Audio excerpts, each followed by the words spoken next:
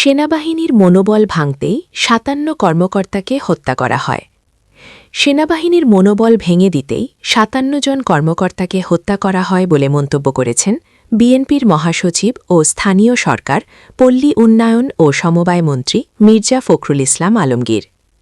বুধবার ২৫ ফেব্রুয়ারি জাতীয় শহীদ সেনা দিবস উপলক্ষে রাজধানীর বনানী সামরিক কবরস্থানে শহীদ সেনাদের প্রতি শ্রদ্ধা জানানো শেষে তিনি এ মন্তব্য করেন।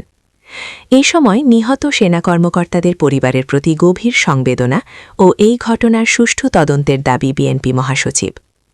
মির্জা ফখরুল বলেন, ২০০৯ সালের এই দিনে বিডিআরের চৌকস ৫৭ সেনা কর্মকর্তাসহ প্রায় ৭২ জন কর্মকর্তা-কর্মচারীকে হত্যা করা হয়।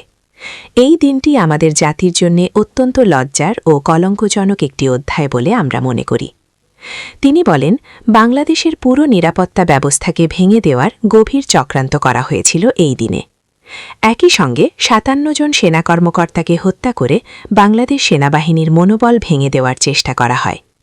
কিন্তু স্বাধীনতা, সার্বভৌমত্ব ও গণতন্ত্র রক্ষার জন্য ঘুরে দাঁড়িয়েছে দেশের জনগণ।